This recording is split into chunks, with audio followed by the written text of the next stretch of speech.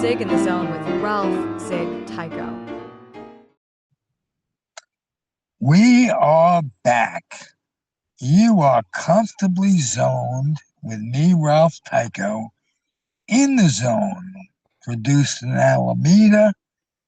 And as usual, I have some of the most articulate guests with passion, not just being articulate, with passion, with opinions, without being opinionated.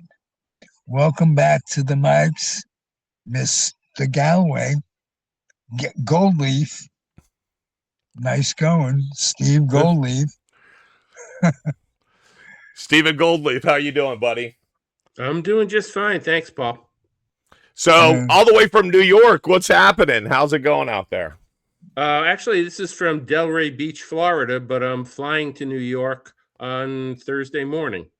All right. So, a little vacation for you. Yeah, well, actually, I don't live in New York anymore. I live in Delray Beach, but I'm going back there you go. for my 73rd birthday, which is the same day that they're giving the Knicks a parade. And I'm gonna do a lot of stuff while I'm there. I've got a meeting next week with John O'Hara's literary agents, who are, I hope, going to publish a new collection of his stories that I'm going to edit, and see a bunch of friends. So this should be that's fun. Great. That's exciting. The Knicks did it. You're happy to go back home and celebrate a little bit and get some business done. So how do you feel about our Knicks? Well, you know, I used to be a tremendous follower.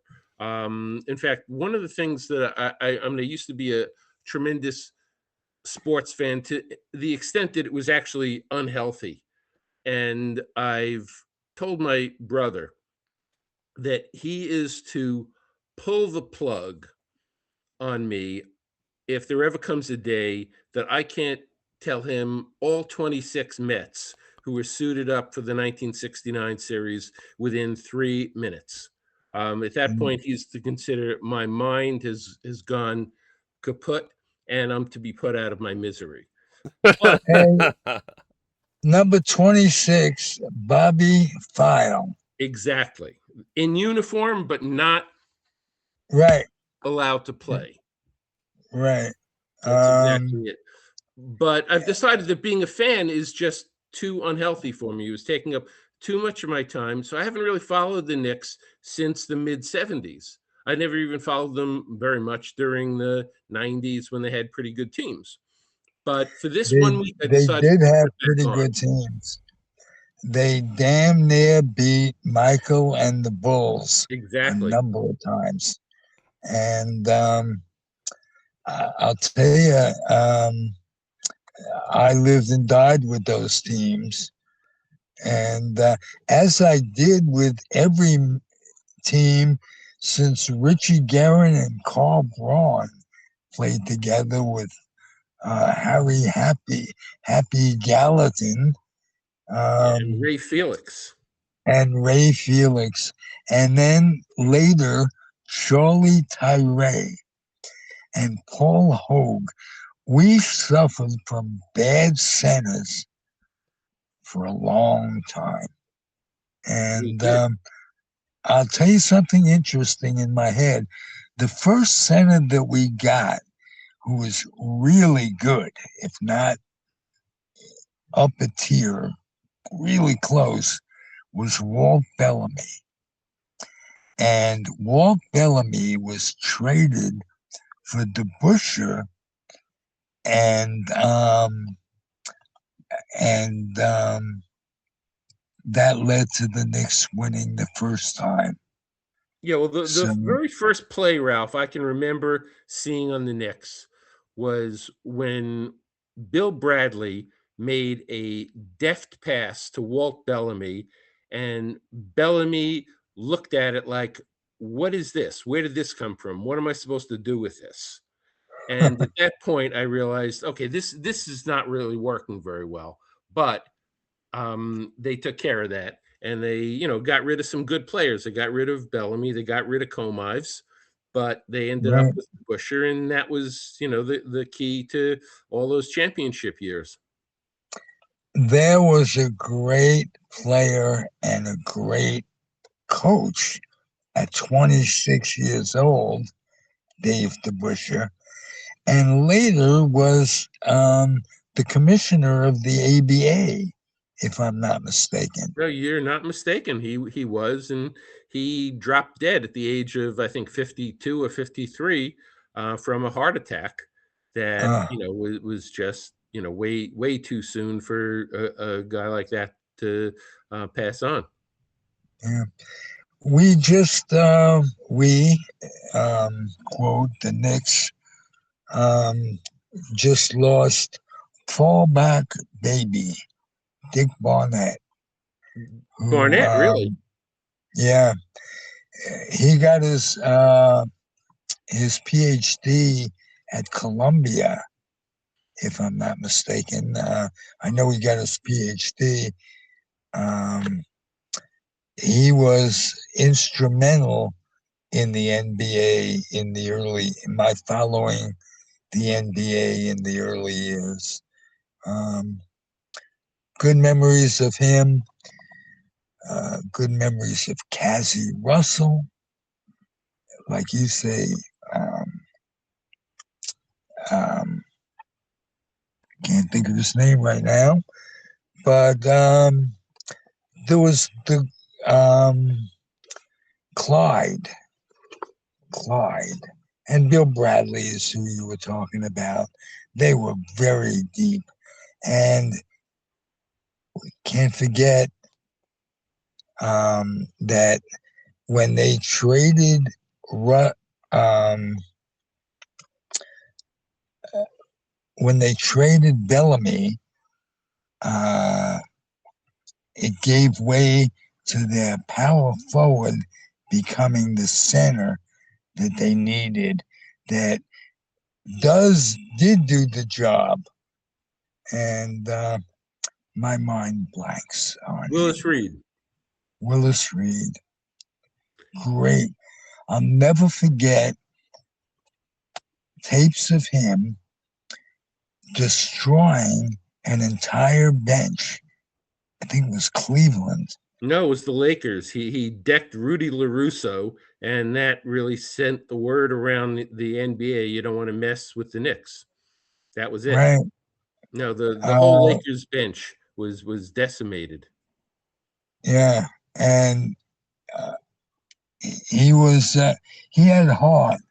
And I didn't bring this up on the Mets show before, but a team needs to keep the heart of themselves. The Mets traded Nemo. They traded McNeil, and they let Alonso go. And you can't lose all those guys in one year. But as I mentioned on the Met show, Stearns has developed two players who have reached the majors, who are impact players. And both of whom were drafted under Stearns's say, hey, listen, I'd like to know what you did after the Dodgers and the Giants moved, what you did for rooting interest, even if it was rooting against the Yankees. But what was baseball like for you? Well, you're talking about the years when I was pretty young, but one of my first memories is that I asked my dad if he would take me to Ebbets Field to watch the Dodgers play, and he said that I was too young. We'll do it next year. And next year they were in Los Angeles. Oh, So those years were years when I was basically just creating an identity as a fan. I mean, one of my first memories is of my cousin Jerry, who was, I think, about 9 years older than I am, rooting for the Cincinnati Reds. So I decided, okay, I'll become a Reds fan in 1961, which was the year to become a Reds fan. And I still have up on my shelf here a little ceramic baseball that my older daughter inscribed for me with a sort of faux signature of Veda Pinson, because every time I see my cousin Jerry, the first thing we do is we exchange high fives and salute those Cincinnati Reds teams, and Pinson in particular. But I was a lost soul in the years you're talking about, Ralph. I really didn't have a team to root for. And I remember being a big Reds fan. And then in 62, I decided I would root for the Yankees because I didn't know the Mets from anybody. And somehow between well, the it was the Giants playing. Right. But between the end of the 62 series, McCovey lines out to Richardson. And I remember Right. watching that and being delighted that Richardson caught the ball. So I was clearly a Yankee fan during the 62 season. But by the beginning of the next year, and I have no idea how this happened, I decided I would be a Mets fan. And the first, again, my first Mets memory is of driving with my mom back from New Jersey and listening to the Mets game on the radio, and Ron Hunt hits a double against the Milwaukee Braves that won the game for them. And that was, I think, maybe their first victory of 1963. And so, but by that time, I'd switched over and I became a Mets fan, and I stayed a Mets fan for the next, I don't know, 5 decades or so. But that was it. I was a Cincinnati Reds fan. I was a Yankees fan, and then I became a Mets fan. But all this time, I would be teased by my dad because I was definitely rooting for the Dodgers in the 63 series against the Yankees. And my dad would constantly refer to what he's called my pal, Don Drysdale. I have no idea why he got the idea that I was a Drysdale fan, but he decided that Drysdale and I had some kind of affinity. And I was definitely a big follower of those mid-60s Dodgers teams. At the same time, I was a Mets fan, so I was a little bit conflicted in there. And the whole time we were living in Brooklyn, so my dad had followed the Dodgers since the 1930s. So he was just disgusted that they'd left town, and I don't think I remember him rooting for any particular team, but certainly he was like a never Yankees fan. That would be anathema to him to even look kindly upon the New York Yankees. Yeah. I used to go to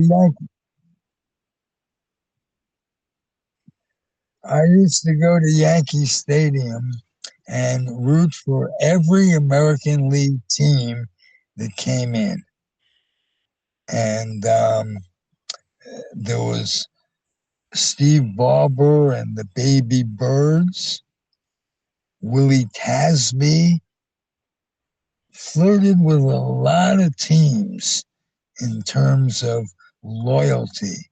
I remember rooting for the 59 White Sox after they beat out Cleveland for the pennant. And ironically, I got to interview Camilio Carrion's son, Mark. Yeah, And he was a great pinch hitter for the Mets. absolutely, absolutely. And he gave me some great stories of being a clubhouse kid in those days in 1959. And he told me the heart that Camilio has. Yeah, there are a lot of guys that aren't worth rooting for, more so now than before. And I'm going to give you a little segue. What do you think of Giants players not supporting the cause of equal rights or whatever it is, but in a city that has a very high proportion of gays? Yeah, well, it's pretty appalling. I mean, I'd be amazed if they didn't get some pretty harsh blowback from this stance that they're taking. Like refusing to, wear gay pride stuff and putting up Bible stuff instead. That gives me a real good reason to root against the Giants from here to the Right. end of eternity. If Juan Marichal hitting Rosie on the head 3 times with baseball bats didn't give you a good reason. Or, like myself, I came to the conclusion that the Giants in 1951 knew what was coming. Bobby Thompson knew what was coming. Yeah. So one has to accept that the sport of baseball is a business. It involves greed and cheating, just the way life is. Well, Anyway, yeah. on a um, on a lighter note, I'd like you to talk about what we were left in New York for baseball. It was horrible that they left, but you got to appreciate the New York Yankees. Even if you didn't root for them, that was a great team. Well, they were, but I had always just a principled objection to Yankee fans, who I think are much worse than the actual Yankees. That there was just something obnoxious about all my friends. I grew up in a very strongly Italian part of Brooklyn, so a lot of my classmates were ethnically tied to the Yankees of DiMaggio and Rashi and just Capitone. Era, Pepitone, you name it. For some reason they had this ethnic connection, and I had an ethnic connection because Sandy Koufax actually graduated from my high school the week Lafayette. On June 18th, 1953. That was, I think, approximately Sandy Koufax's graduation day from Lafayette. And I graduated from Lafayette 18 years later. So I had, my own connection to the Dodgers, and my friends in grade school growing up were all Italian guys, and they were all Yankee fans. And it didn't sit well with me that they would brag to me about however many pennants the Yankees had won at that point. And I would look at them and go, you're 8 years old. You didn't win all those pennants. You got nothing to brag about. But they would, just clobber me with, well, we've won whatever it is, 24 pennants. and the Mets can't win a game. And we would get into all these back and forth and arguments, and that was just my life growing up. So I always just had this animosity, except for the 61 season when I was 7 years old and just way too dumb to know which end was up. But I particularly took offense at the Yankee fans praising their star, Mickey Mantle, because they would always come at me with, well, if he wasn't injured so much, he would have done this and he would have done that, and he would have, outshined everybody this side of Babe Ruth. And I'm going, yeah, but injuries are part of the game, and that's just the way it shakes out. But he would have been, but he didn't do anything to rehab Mickey at all. They didn't have the comeback equipment at that time, but he didn't take much responsibility for rehabbing. Well, he would rehab with a bottle of J&B. Right. Sometimes for other injuries, he would use Chivas, but pretty much that was his health cure. Right. And you can't really put that on anybody but him. But anyway, it's this feeling of entitlement. It's this feeling of I accomplished so much before I was born that just makes me dislike Yankee fans, as I said, more than I dislike the Yankees themselves. But I did end up becoming a big fan of Jim Bouton. And when I read his book, you can read in all his books really, but there's just something about the whole Yankee organization that told you that everybody in that organization felt that they were entitled to things that were up for grabs. So one of the things, actually, I just had is an article that's going to come out in a magazine called Nine, which is like this, I guess, professorial kind of baseball magazine.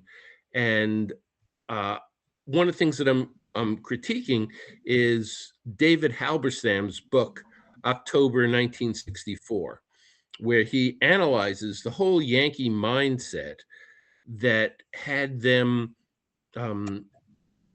in a panic over the fact that their farm teams in the late 50s were empty, that there was nobody down in the farm who was going to come up and play.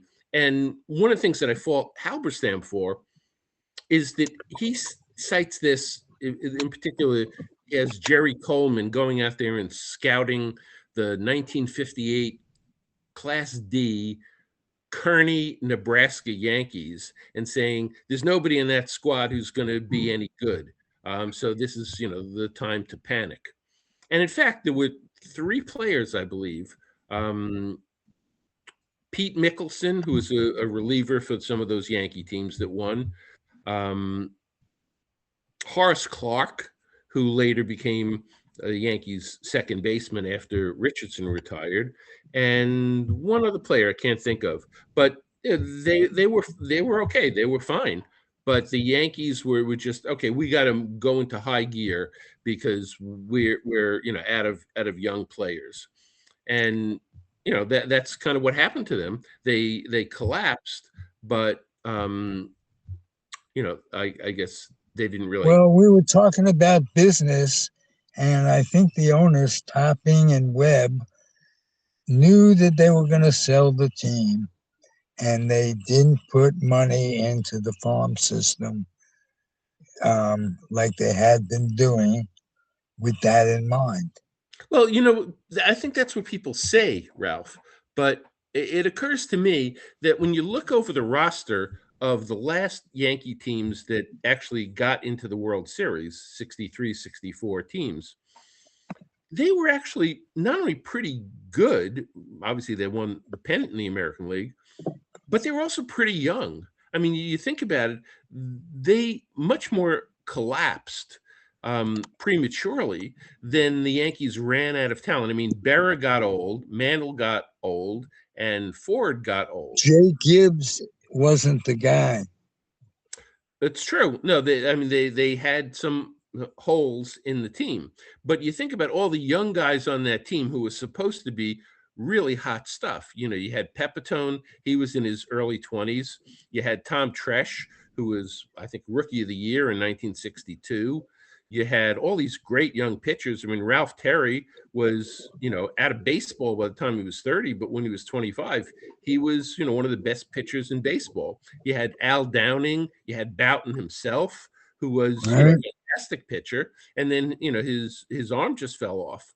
What I'm saying is they actually had some good players, but the players just didn't make it even into their late 20s to be able to be competitive. And that was really, I think, the source of the team. I want to emphasize that they had Stoudemire too. Yeah, Stoudemire was one of the greats. It was really great. And but after that, it went downhill very quickly. It did. And people also cited the Yankees being a racist organization. But if you think about it, they had some pretty good young black players like Al Downing, for example. And again, Downing didn't have a downturn in his career because of any racism. He just, ended up not developing into the star that they thought he would. But I think he led the American League in strikeouts in 1963 or something crazy like that, which is very unusual for a young player to be doing. And you know who had the lowest ERA in Yankee Stadium history? Was another fellow who I interviewed, Fritz Peterson. Yeah. And colorful guy, really nice guy, suffering from Alzheimer's disease today.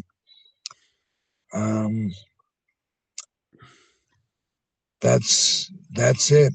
Hey, what have you got going on specifically that we can get in touch with you about Steven Goldleaf? Well, like I said, that article that's coming out, I think in a couple of months, about it's an interesting thing they do on this magazine 9, which is they take an author and assign his work to two reviewers, one of whom is strongly in favor and the other of whom is strongly opposed. And they have these two writers just go at it and take apart or praise this writer. So the writer that I pitched to them was David Halberstam, who I think is one of the great frauds of all time. And I, wrote a piece that basically took him apart, as far as I can tell, and that somebody else, another, very talented writer, I think, he made Halberstam out to be one of the gods of baseball writing. So it's a pretty lively issue, and they do this every time. Every issue of 9, there's another writer who gets analyzed both positively and negatively. And in this case, I was glad to be the voice of negativity. Well, Halbertson is a pretty big name to come up against. Can you cite me some examples of his ineptitude? Oh, I can cite you more than you can stand to hear. But one of his examples, he starts the book off by telling how dumb the Cubs were and how smart the Cardinals were to trade Lou Brock for Ernie Broglio. And one of the things he cites specifically is that the Cubs did not understand that Lou Brock could play baseball the way that he could but specifically that he couldn't field in Wrigley Field because of the sun. And they couldn't teach him how to use sunglasses. So they decided, okay, we got to get rid of this guy.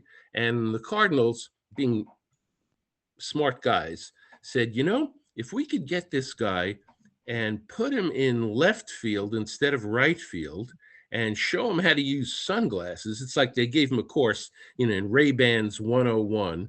And this was the turning point. And I'm reading this and I'm going, this is wall-to-wall bullshit.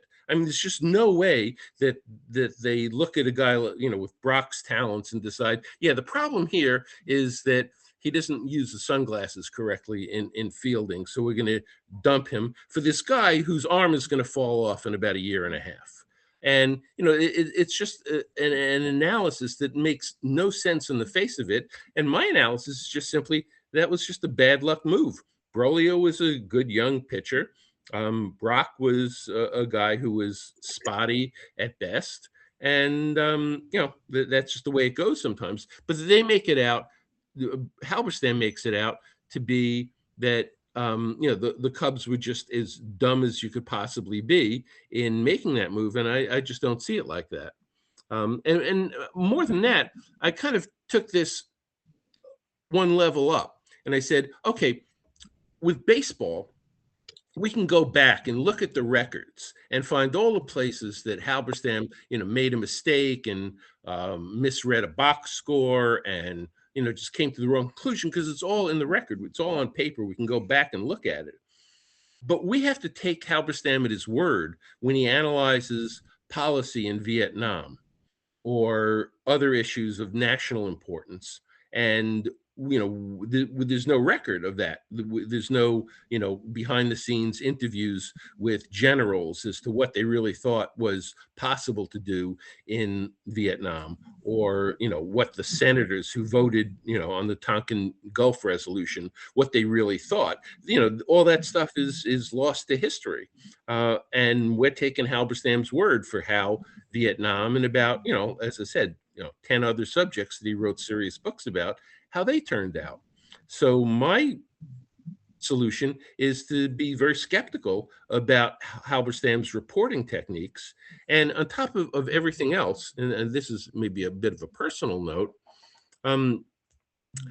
I found that he thanked somebody on one of the pages that nobody has ever read in any book, which is the acknowledgments page. And he thanked his editor for helping him write October 1964. And it just so happens, when I saw this guy's name, that I roomed with this guy in college. Wow. We shared a room. And I tell a story in this piece about how I came back to my college dorm room after the 1973 playoff game between the Mets and the Reds that Rose attacked Bud Harrelson at. And Rusty Staub hit 2 home runs, and I was as jazzed as I could possibly be. I got back to my dorm room and I had to tell somebody about it. And this guy was in the suite.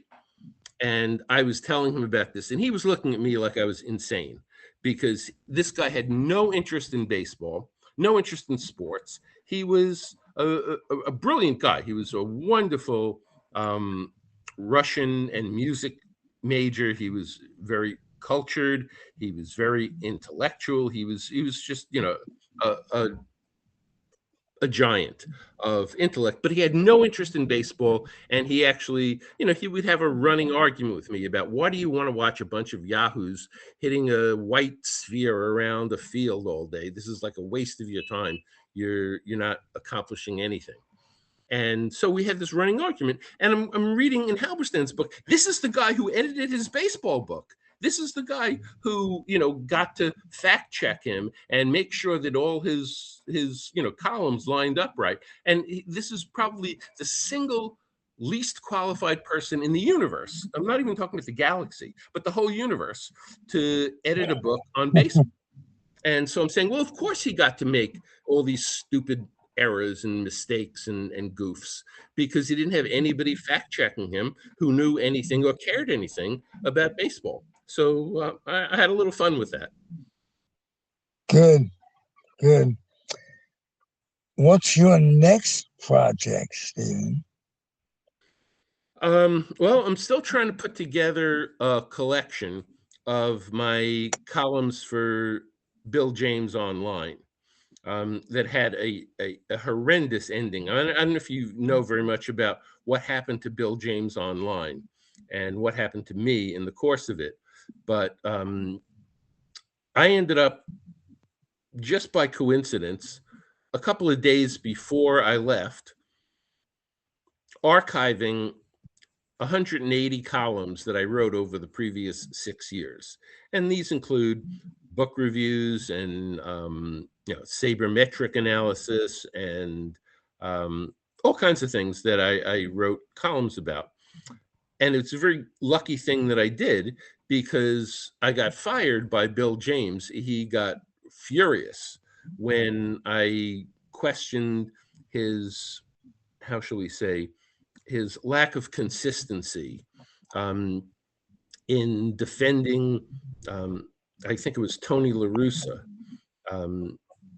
while he was attacking others for doing the same exact thing that La Russa had done. And he just fired me just in a fit of temper. And about a year and a half later, I'm not saying these are causally related, but about a year and a half later, he decided that he was going to stop Bill James Online. So they went belly up completely. And then around, I would say, a year and a half after that, James, who was, I guess now he's born in 1949, so he's like in his late 70s at this point.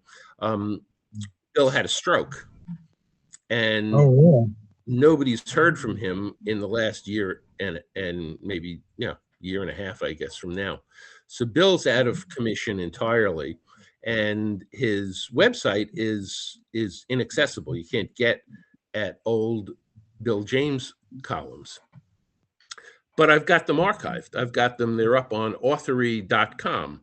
So I'm thinking of organizing these things into various discrete collections and publishing, let's say, a series of book reviews. So the one I'm working on now is on Tracers, which is the name that Bill James and Rob Nyer used to talk about written accounts of baseball that they fact checked, and they found out, oh, you know what, this couldn't have happened because, let's say, this says that this happened on a train ride from Detroit to New York, but guess what?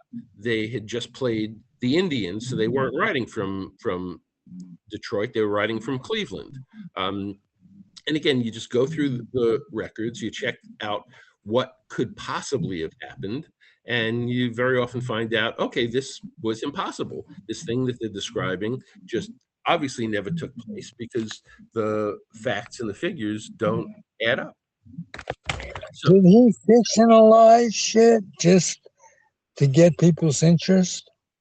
Well, that's a good question. I mean, I don't know what makes people tell stories that are not true.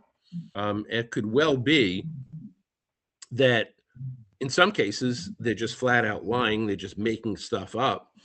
But in other cases, they're innocently misremembering.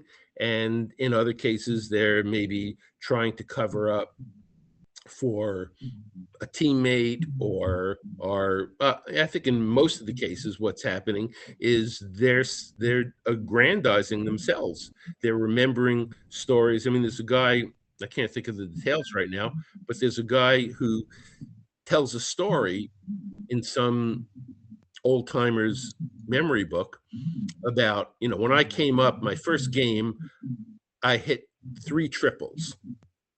And you go and you check the record book, and not only did he not hit 3 triples, but nobody hit 3 triples. No one ever has. Right. So, some of the things are easy to check, but at the time they were interviewed, they were thinking, well, nobody's going to check this. There's no record book. There's no way to go back and see that I'm making this stuff up. So I'll just, make up a good story. Baseball Digest used to have a story every week or every month about someone's experiences being called up for the first time. And there are always reports of faulty memory or grandeur coming into it. Well, the thing is, Ralph, people do try to give me a hard time about this. I mean, I had this on the Bill James site when I was doing these columns. And, I think for the most part, they were well appreciated. And I got a lot of positive feedback on them. But there were always a couple of people who wrote in and said, what do you care if somebody exaggerated his, debut, or somebody told a story about being Well, hit that's what you do. That's your job is to do that. It's like, what do you care about the Constitution? That's a stupid question. Well, but it's a stupid question that recurs time and time again, because there are people who, some of them are friends of mine. My brother, for example, doesn't understand why, for the life of me, I would waste 10 minutes getting to the bottom of a story, much less waste, 10 days, poring over microfilm and varying accounts and get to the bottom of a story. And I say, well, I think it's fun. I mean, that's what I enjoy doing. I enjoy finding out what really happened. And he says, what do you care? And I'm going, okay, well, we have a difference of opinion here. What can I tell you? Okay. Hey, what can I tell you? I'm going to tell you that Paulie is going to do a little business, and you get to take a drink of water and relax. Paulie.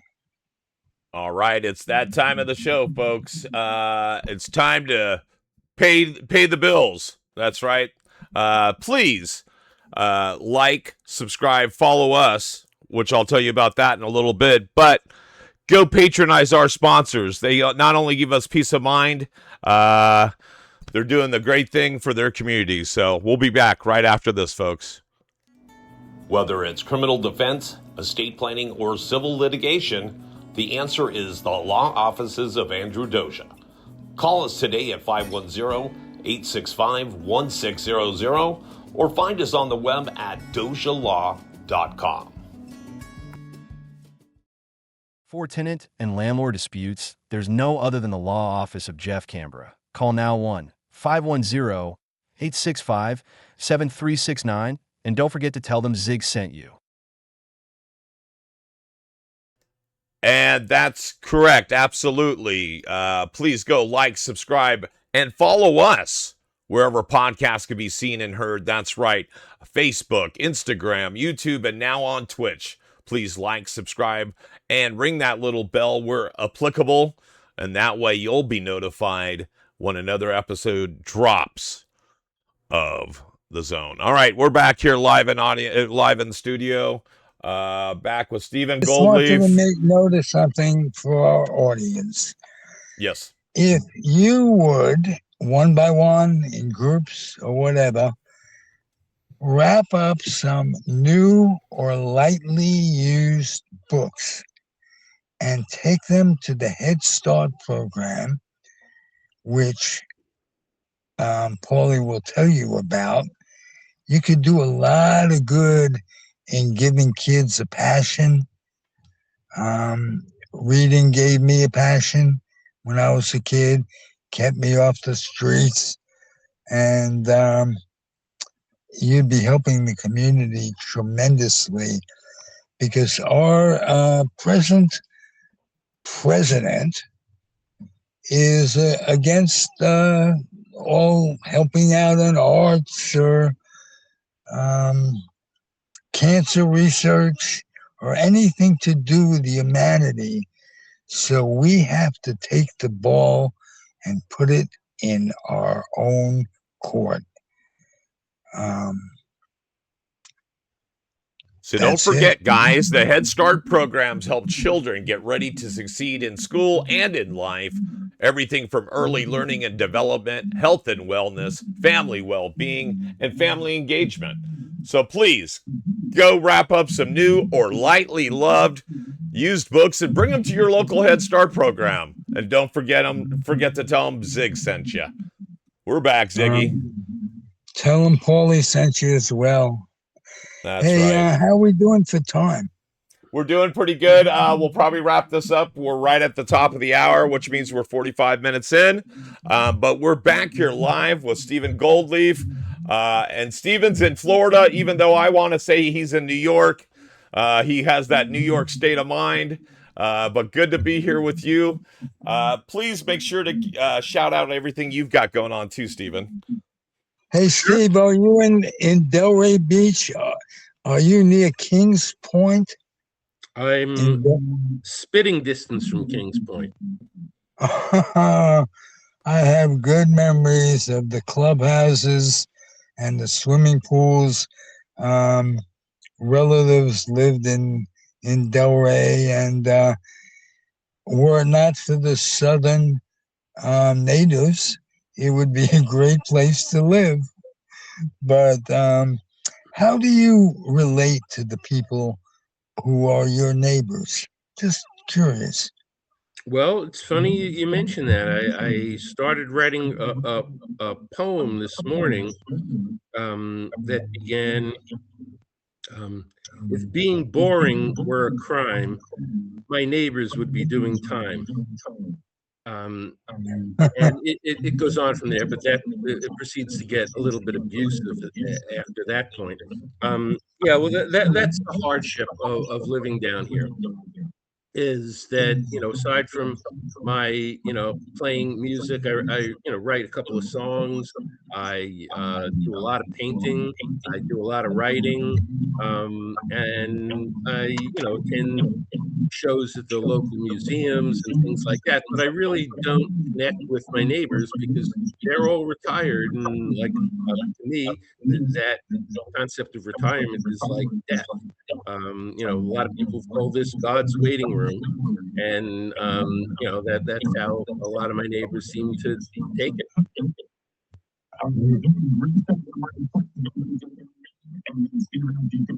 You're right. It's like God's waiting room, right? But there's only standing room only there at this point.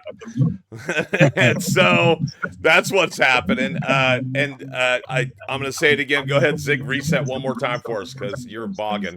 But we're getting close to wrapping things up. But all right, so are your neighbors right on top, or you got a little bit of a room between properties?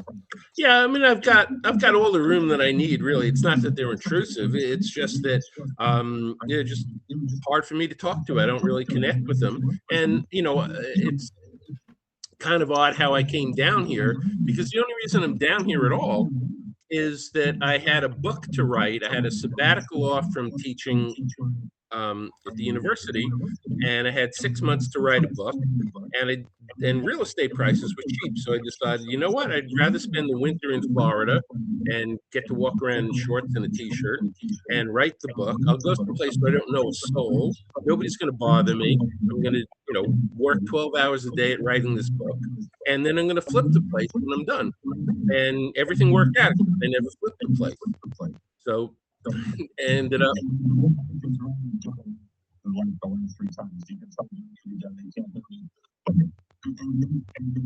Now, so okay, well, and sometimes it's that time of season where you want to invite the neighbors over if you have friends and everything. You want to do barbecues, you want to watch some games on TV, you want to be sociable, and that must be hard because even though it's God's waiting room, it's a beautiful place to be, right? So that's why you're there. Yeah, I can't complain about the weather at all, and that's kind of what I like mostly about living here. But I really don't have much to do with the neighbors. In this time of year, 2/3 of my neighbors have gone north for the summer.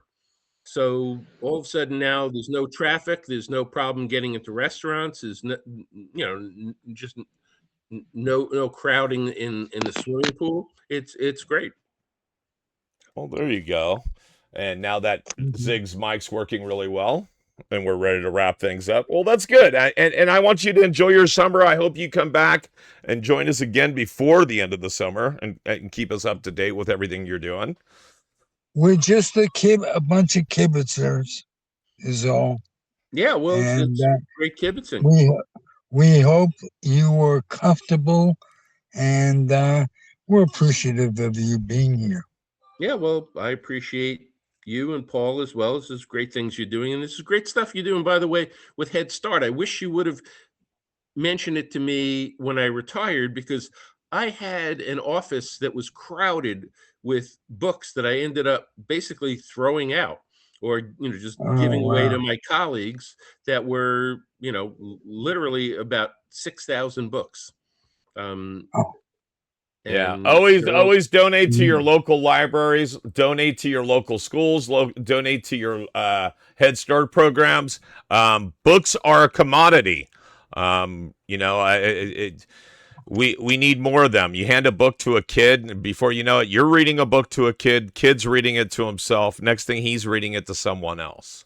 yeah, well, So, you ought to speak about this a little more, Paul, because like I'm saying, I actually had a very hard time just finding somebody who wanted to take my books. And some of them were, kind of, I thought, fantastic books that I'd right. collected over the years, but I just, didn't want to move them down to Florida.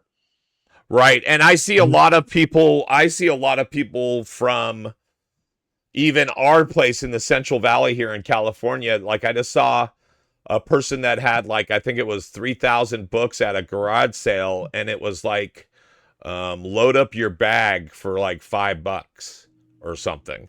And Right. so it's sad that we're at that point. And I've seen, I've made dump runs, and people are dumping them. What was the other thing? I just saw beautiful, they were like leather bound, kind of like encyclopedias. You remember Encyclopedia Britannicas? So there was stuff like that where you just see them dumped at the dump, and you're like, wow, can't that go to a third world country? Or I don't know, but what a waste, right? What a beautiful waste of literature. So again, guys, if you have things like that, there's things you can do. There's local programs. There's other things you can do to preserve the art. But yeah, thank you for bringing that to our attention. We'll make sure that we apprise you of all those kind of things, Steven. So thank you for kind of making us aware of that.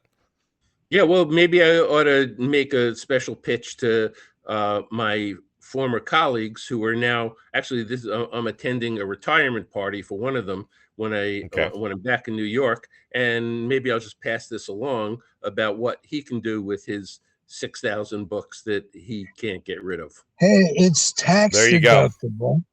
It's tax deductible, and books take up a lot of room. If you're fortunate enough to have that room, great.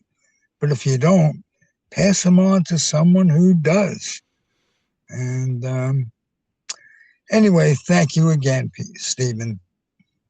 Glad to have the talk, Ralph. All right, we'll come back with you soon. All right, you guys, and like they said, until next time, remain in the zone. We'll see you next time around, guys. Say it. All Say right. goodbye, guys. Thank you, So long. Paulie, too.